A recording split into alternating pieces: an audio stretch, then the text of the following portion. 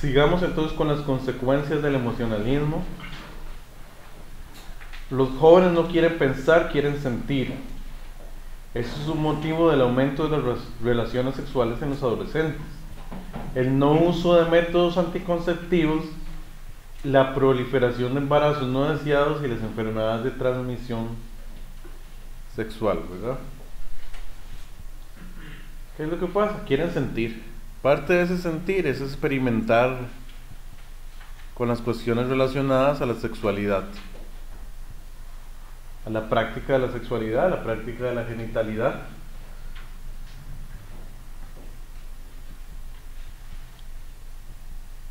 Poco a poco, ¿verdad? Van experimentando. Primero tocando lo que no deben tocar, por decirlo de esa forma. Y poco a poco van avanzando hasta que tienen relaciones sexuales. No, ahí pongo no uso de métodos anticonceptivos. ¿Por qué? Porque resulta que todos salen diciendo es que no se siente igual con condón. ¿Verdad? Entonces hay personas que podrían usar el condón, pero como quieren sentir, es que no se siente igual con condón, entonces hagámoslo sin condón. Entonces de frío pecan y pecan mal. No solo pecan mal, ¿verdad? Porque ni se protegen.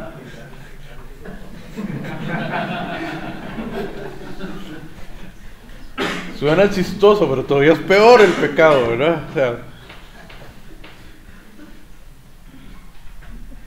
no es que esté bien tener relaciones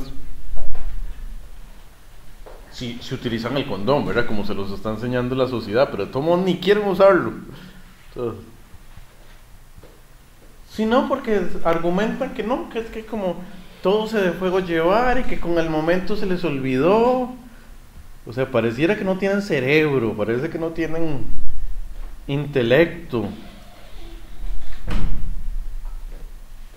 sea, es una cosmovisión del ser humano que pareciera que sus emociones lo jalan y no puede detenerlas.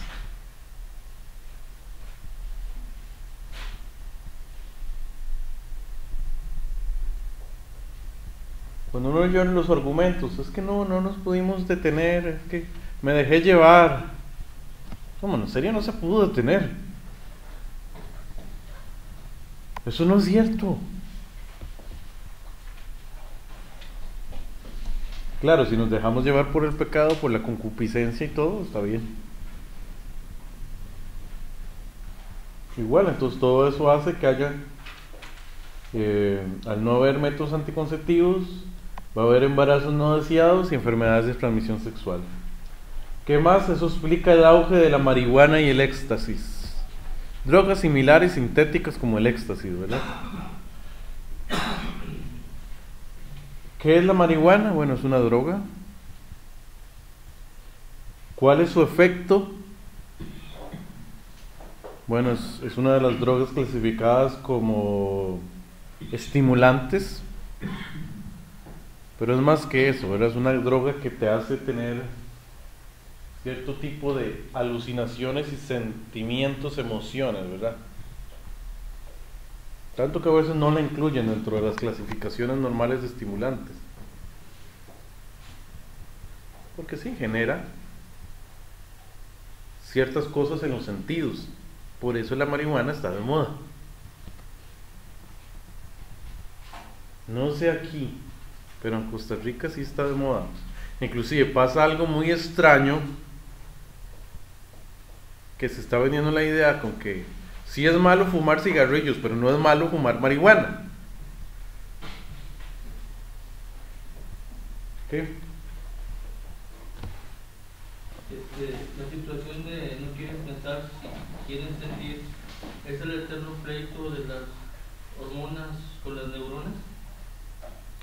Sí y no, porque es algo más también motivado ya por la cultura. O sea, ya no estamos hablando solamente de una lucha interna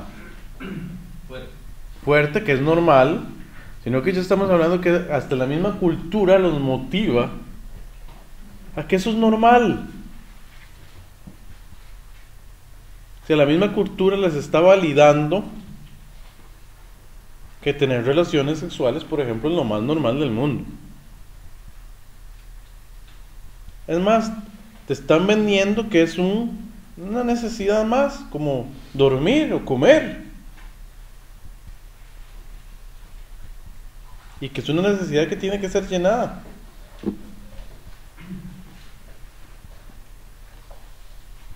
Es más, en ciertos países es un derecho por ley tener relaciones. Porque la ley, digamos, que está relacionada con los adolescentes dice que el adolescente mayor de, no sé, 15 años, por ejemplo, en Costa Rica son 15 años, tiene derecho a ejercer su genitalidad. Y es un derecho. ¿Ok? No sé qué dirá la ley aquí en México, ¿verdad? Con respecto a eso, pero debe andar parecido. Entonces no es lo mismo, porque ya ahora la sociedad te lo valida, porque te dice, eso es normal.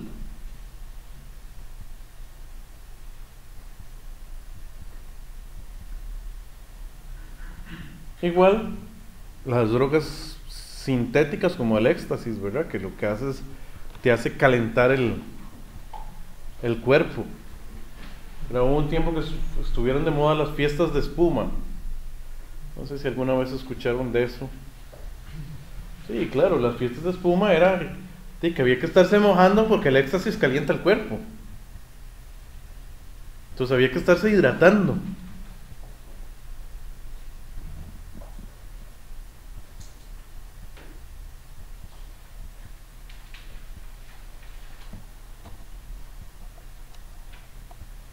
Entonces todo eso es parte de las consecuencias del emocionalismo. Una respuesta pastoral al emocionalismo: enseñar y motivar a los jóvenes a pensar. Hay que enseñarlos a pensar. Los que vivimos en la época moderna estamos muy acostumbrados a pensar. Y a pensar todo. A analizarlo todo. A los jóvenes hay que enseñarles que tienen que analizarlo todo. Todo. Que si están viendo una película, no la vean solo por verla, hay que pensar lo que quiere decir la película. ¿Qué está transmitiendo esa película? O nada más me estoy sentando a ver la película y usted como papá nada más está dejando que se sienta a ver la película sin analizar el mensaje que transmite la película. Y es que a veces en serio nos acostumbramos a, no, vamos a divertirnos, vamos a ver tal película. Nos sentamos, qué divertido ver la película, pero nunca nos ponemos a analizar todo el trasfondo que hay detrás de la película. Y tal vez uno que es adulto no le va a influenciar ese trasfondo, pero una persona en formación, digamos un niño, claro que no puede influenciar el trasfondo. Por eso los padres tienen que comentar con sus hijos lo que ellos ven en la televisión. Y eso implica tiempo, implica trabajo.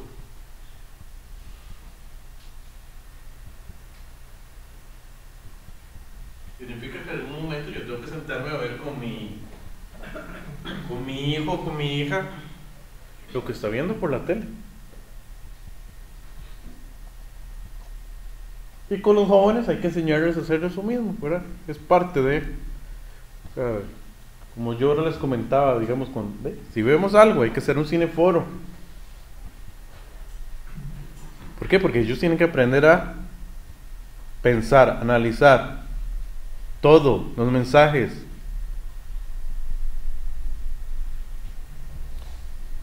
¿Qué más? Enseñar que se debe tener un equilibrio entre intelecto, emociones y voluntad.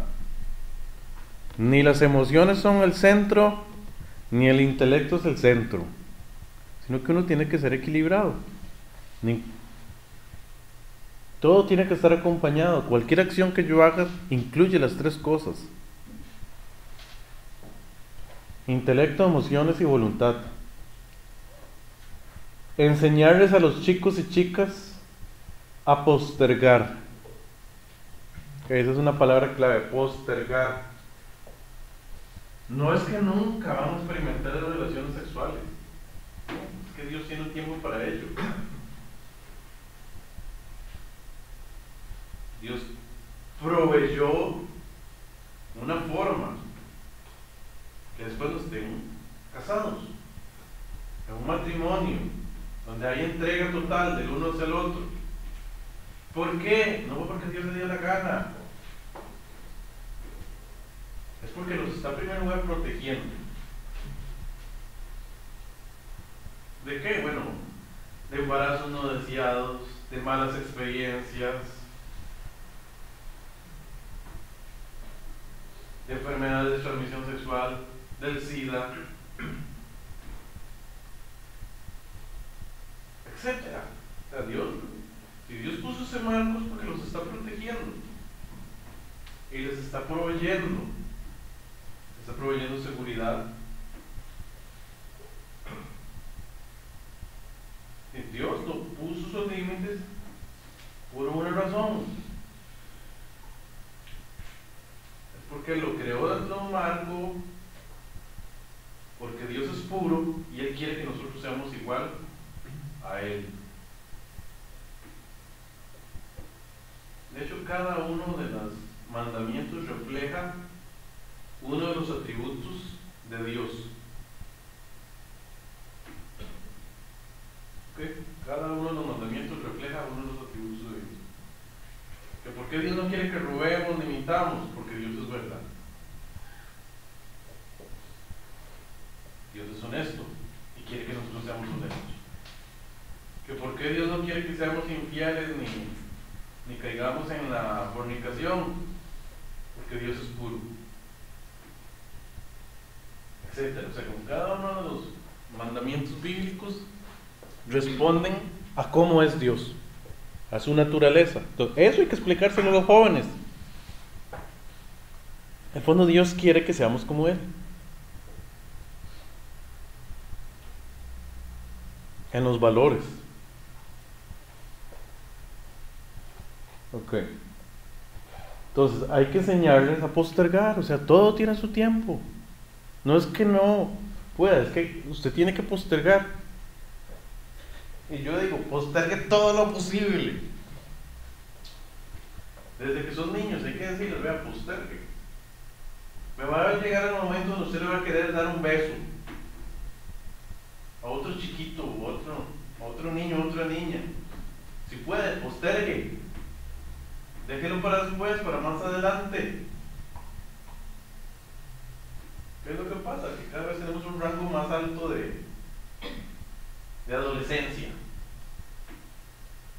¿Qué sé yo? Mientras que antes la juventud empezaba a los 13, digamos. Ahora resulta que no. Cada vez hay más niñas que les vino primero la menstruación, o sencillamente que por cultura quieren ser más rápido adolescentes. Y ahí es donde vemos niñas de 10 años actuando como adolescentes, ¿verdad? Vistiendo como adolescentes, queriendo ya novios y novias.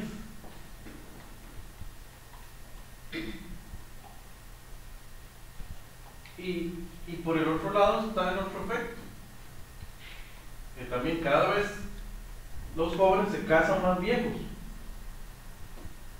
Mientras en otra época, no sé, el promedio tal vez de la edad en que la gente se casaba, no sé, era, dígame un número para yo no inventar uno, un promedio, 25, por decir algo.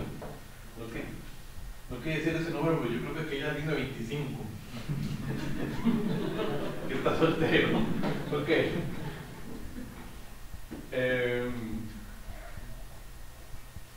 25. Ahora no, o sea, a veces usted habla con muchachos y muchachas de 25.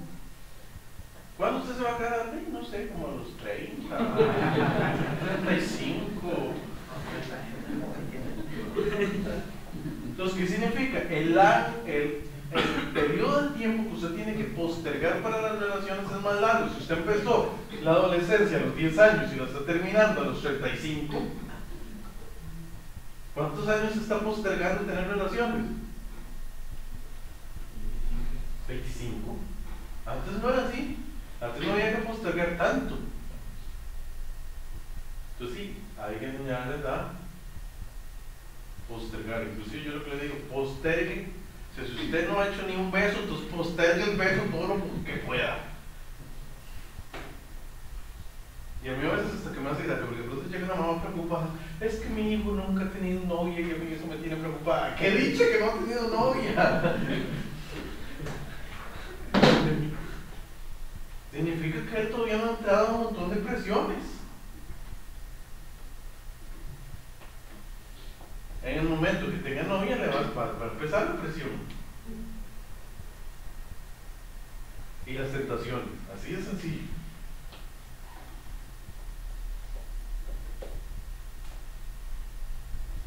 Entonces sí, de hecho, enséñalo a postergar lo más que se pueda. No es que sea malo, o sea, inclusive yo les digo, no es que sea malo tener novio, ni tener novia, o sea, no les podemos enseñar, no, es que tener novio a los 15 es pecado, no, a ver, tenemos que ubicarnos. Obviamente eso depende mucho de los padres. Si el padre deja al muchacho o a la muchacha tener novio a los 15, ni modo, a esa edad lo deja. Pero eso depende mucho de los padres, no depende ni del pastor, no depende de la iglesia. Nomás puede que el joven diga, sí, a mí no me dejan, pero yo tengo escondidas y tengo mi novio clandestino desde hacía 3 años, ¿verdad? A veces no depende ni de los padres, ¿verdad? Pero perfectamente pueden tener sus novios y novias clandestinas. Pero sí, entonces no es que sea malo, pero tiene que tratar de postergarlo. ¿Por qué? Porque usted va a tener menos presiones. Así de sencillo.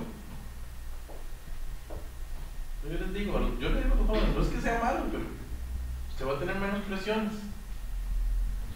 Va a tener menos tentaciones. Trate de dejarlo. Y dele prioridad al estudio, dele prioridad a tener amigos, dele prioridad a otras cosas.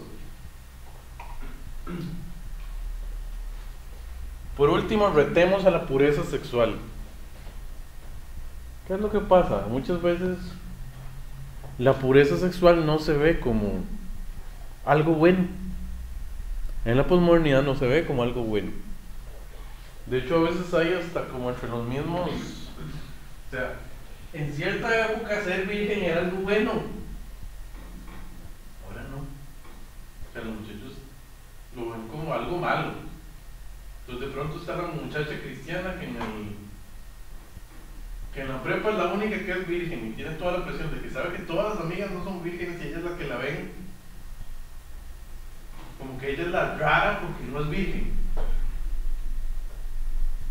Perdón, la rara porque es virgen, más bien, perdón. Porque en cierta época ser virgen era algo bueno. Ahora no. Por lo menos entre los jóvenes no. Y hablemos de los jóvenes del mundo, ¿verdad? Entre los jóvenes cristianos yo esperaría que fuera algo bueno. Pero la verdad es que ellos tienen presión, porque se ve como algo malo. Entonces sí, retemos.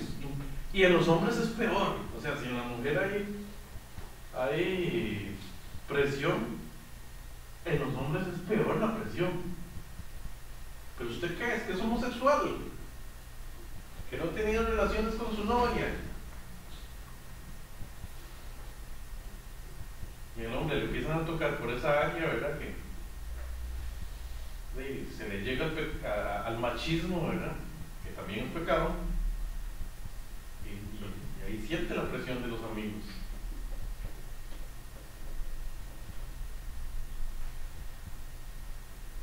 ¿Por qué? Bueno, yo digo, retemos. De hecho, yo lo que le digo a los muchachos, vea, es más hombre el que puede controlar su cuerpo y decir no. Ese sí es un hombre de verdad. O sea, que puede parar y decir, no, hasta aquí llego yo. No voy a hacer nada. ¿Por qué? Porque yo controlo mi cuerpo. Tengo dominio propio que me ha dado el Espíritu Santo. Digo, ese sí es un hombre. que tiene dominio sobre sí mismo. ¿Qué más? Debemos aprender a ejercer una buena mayordomía de nuestros sentimientos y emociones.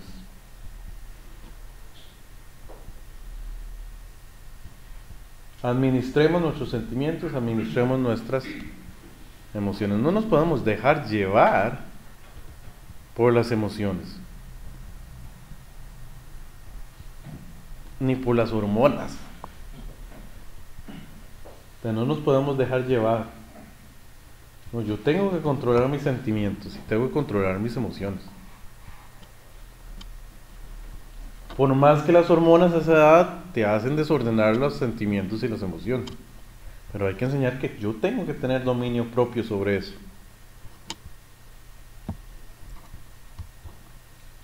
Hablemos del pluralismo. Pueden llegar a ver el cristianismo solo como una opción más. Esto es peligroso. O sea, muchos jóvenes en nuestras iglesias ven el cristianismo como una opción, no como la fe verdadera, sino como una religión más. Ok, yo soy cristiano, vos sos judío, el otro es testigo de Jehová y aquel es católico. Pero no significa que yo crea la verdad y ellos no, sino que todos son puntos de vista distintos para llegar a Dios. Son religiones, hay que respetarlas.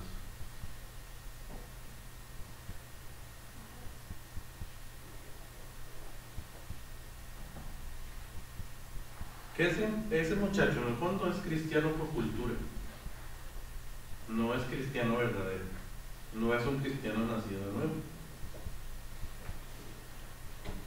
Que sí tenemos así personas en nuestras iglesias, especialmente cuando son cristianos de segunda generación y a veces hasta de tercera. Hay que tener mucho cuidado. ¿A qué me refiero yo con cristianos de segunda generación? Aquellos que sus padres fueron cristianos, y los de tercera es aquellos que hasta sus abuelos eran cristianos. ¿Qué es lo que pasa? Desde niños aprendieron a comportarse bien como cristianos, pero es una conducta aprendida. No es que tuvieron un nuevo nacimiento. Y cualquiera diría que es un cristiano, porque se porta bien. A veces un niño bien portado, o un jovencito bien portado, una jovencita bien portada, pero en el fondo nunca tuvo un nuevo nacimiento.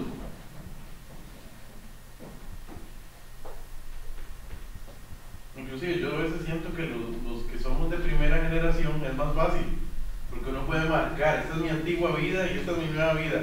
Pero si es un muchacho que toda la vida se portó bien, desde que es un niño, le cuesta a veces más marcar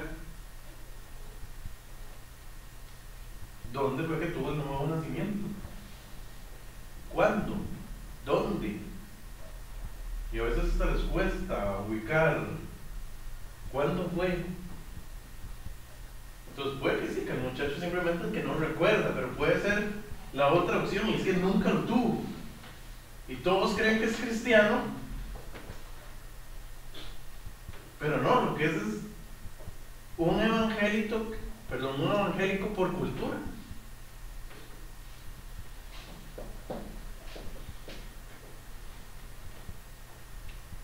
Pero simplemente aprendió a actuar como cristiano y hace todo como cristiano, pero nunca tuvo un nuevo nacimiento. O sea, nunca tuvo una conversión.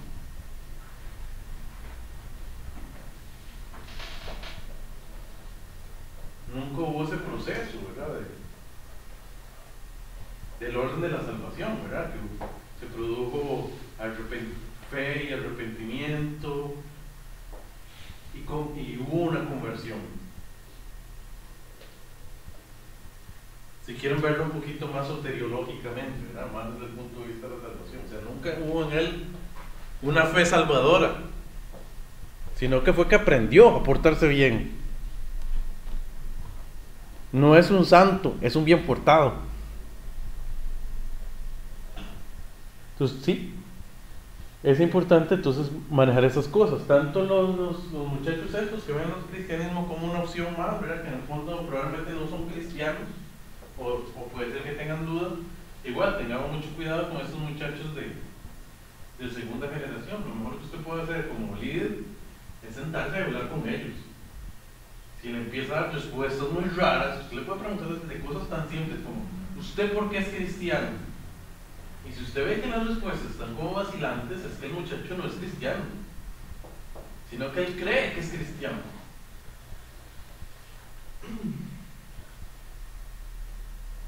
A veces te dicen cosas como: yo lo siento, y me dicen: es que desde pequeñito a mí me llevan a la iglesia, entonces por eso soy cristiano. Entonces yo, vos sabes que por allá anda algo mal.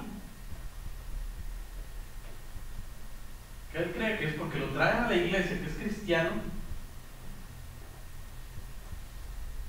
hay algo mal. Que si uno puede decir con claridad que él en un momento tuvo un momento de conversión y que entregó su vida a Cristo,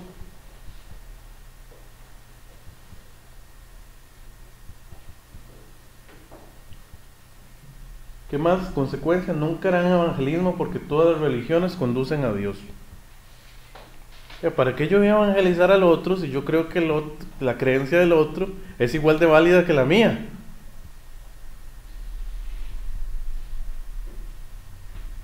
Entonces, si mi amigo es católico, yo creo que él, a través de su catolicismo,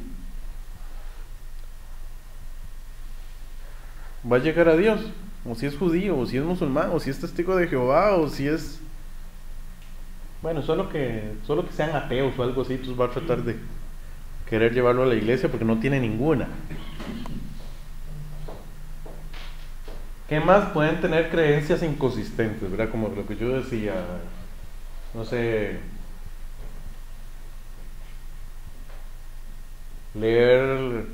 decir que es cristiana, pero al mismo tiempo, no sé, jugar tarot, por poner algo de ejemplo. Entonces se pone ahí a jugar la ouija, pero es cristiana, o es cristiano. Entonces sí, tener creencias que chocan. O sea, no podemos ser uno y lo otro al mismo tiempo. O soy cristiano o no soy cristiano. Respuesta pastoral al pluralismo: enseñar que hay una sola verdad y que el cristianismo es superior. De hecho, el pastor de jóvenes y el que trabaja con jóvenes, y aún así cualquiera que trabaja en el contexto posmoderno, tiene que dominar a fondo el tema de las religiones para poder explicar por qué es que el cristianismo sí y las otras no. Porque no solo porque la Biblia me lo dice, porque entonces el joven te va a decir: sí, pero todas dicen en su libro sagrado que ellos son la única. No va a decir el Corán lo mismo. Ellos también creen, los musulmanes, que son la única. Entonces tu argumento no puede ser solo bíblico. Ellos tienen una pregunta: pastor, si todas las religiones dicen que conducen a Dios, ¿cómo yo sé que el cristianismo sí es la verdadera? Y es una pregunta totalmente honesta. Entonces, sí, usted tiene que demostrarle por qué solo el cristianismo es superior a las otras. Por otro lado, respetar no es callarse. Siempre puede haber diálogo. Es que ahora se maneja la idea como, más o menos, si puede haber 3 personas hablando de su propia religión, pero ninguno le pone argumentos al otro, sino que es como una tertulia. Es que en mi religión hacemos esto, y el otro dice: en la mía hacemos esto, y el otro dice: en la mía, por otro lado, hacemos esto. Pero nunca hay ningún cuestionamiento. O sea, se vuelve como un monólogo de cada uno sobre su religión, ¿verdad? No, sí puede haber diálogo, sí puede haber. Y eso no significa que usted esté respetando. Porque se nos ha vendido la idea que si yo no digo nada, no cuestiono, es que así es que estoy respetando.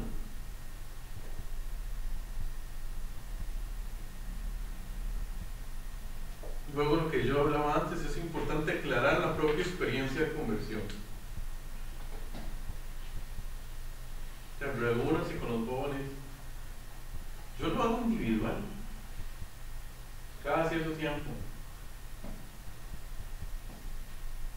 Venga acá, decir un nombre, Iván, ¿por qué usted es cristiano? Y depende de sus respuestas, yo sé que tiene clara su conversión a Cristo o no. Lo hago individual, de hecho yo lo hago individual para que no se cohíban.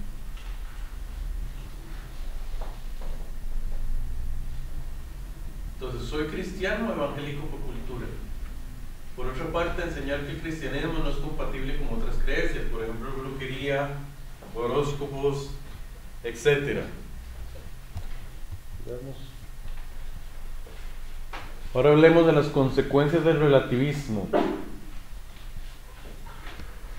Creen que la diferencia entre lo bueno y lo malo es circunstancial y subjetivo, todo depende del ángulo con que se mire. Uno de los efectos más evidentes del relativismo es que se ven ciertas conductas como normales, ciertos pecados como normales. Ejemplo, la homosexualidad, la fornicación, la unión libre, el aborto, etc. O sea, ya se ve como normal. De hecho, yo ya me sorprendo que a veces tenemos gente así en la iglesia. De pronto hay una pareja en unión libre y asiste normal al culto. Y no es que no puedan asistir, pero si en un periodo de tiempo no les nace decir, vean, nos vamos a casar, no entiendo, ¿verdad? O sea, no entiendo qué está pasando, porque el Espíritu Santo debería trabajar con ellos y entender que no pueden seguir en unión libre. Es lo mismo cuando llega un homosexual a la iglesia. Claro que puede llegar a la iglesia, pero si no es llamado al arrepentimiento ahí en el paso del tiempo, a que tiene que dejar su conducta homosexual, no sé qué está pasando, ¿verdad? Porque lo lógico es que el Espíritu Santo lo toque y entienda que él no puede tener una conducta homosexual. Por otra parte, una consecuencia es que el Evangelio sería una verdad parcial. No sería una verdad absoluta. O sea, para un relativista, el Evangelio es una verdad parcial. Es un modelito más, así como hay otros modelos. Respuesta pastoral al relativismo. Número 1, tenga cuidado con absolutizar sus creencias. ¿Qué me refiero con esto? Hay veces que absolutizamos lo que yo creo, no lo que dice la Biblia. Lo único absoluto es la Biblia. Entonces, por ejemplo, temas como el noviazgo, de pronto yo digo, es que yo creo que el noviazgo es para casarse. Bueno, ¿quién lo dice? ¿Yo? Exacto, ¿usted? No lo dice la Biblia. Y sí, yo creo que un papá puede decirle eso a sus hijos y esa es su creencia y está bien que se la quiera poner a sus hijos. Pero, por ejemplo, yo no podría ponérselo a los jóvenes de la iglesia. Pero yo no soy el papá de ellos. Para imponerles mis creencias personales como líderes. Un papá sí puede, porque le toca.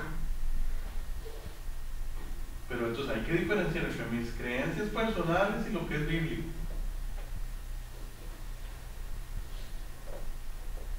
Por ejemplo, en el noviazgo, ¿qué es lo que pasa con el noviazgo? Ni aparece en la Biblia.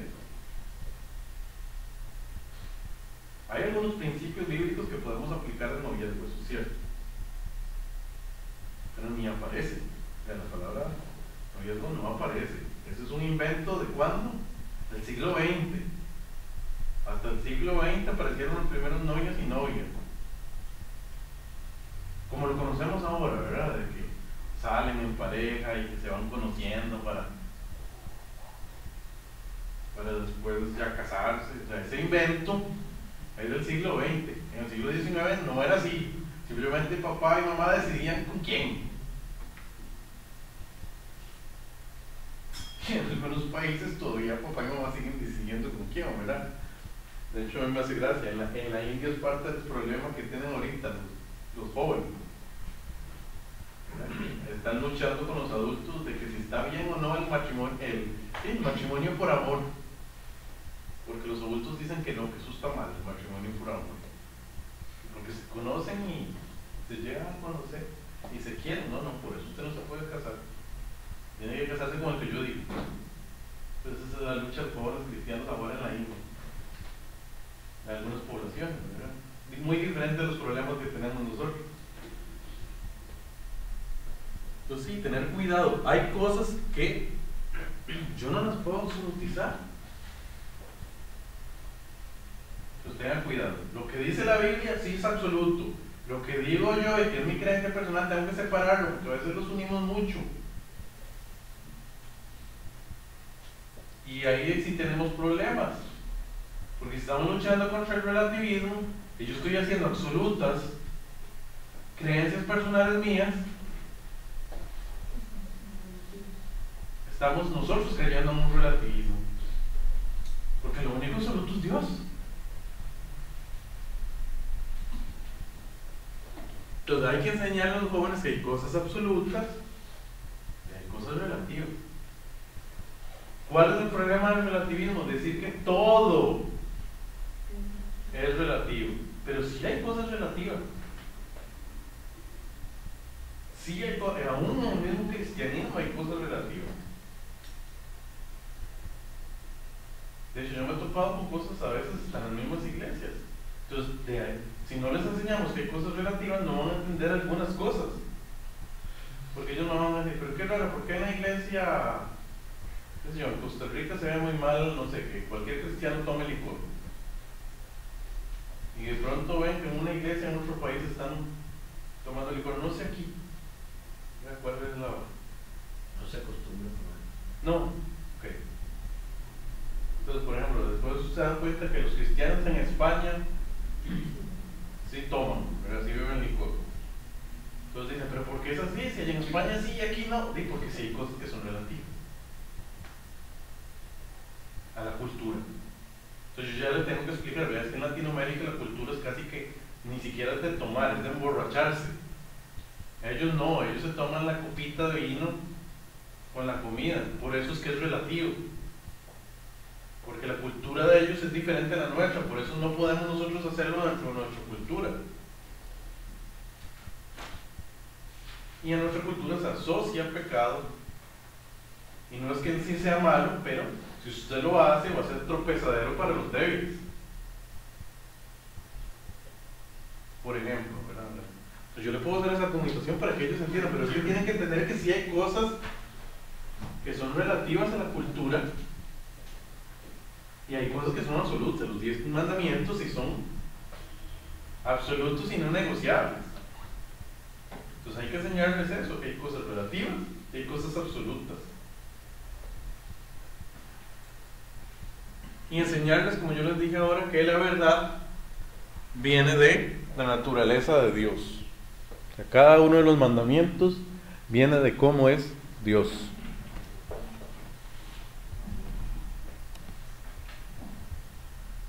Muy puntual en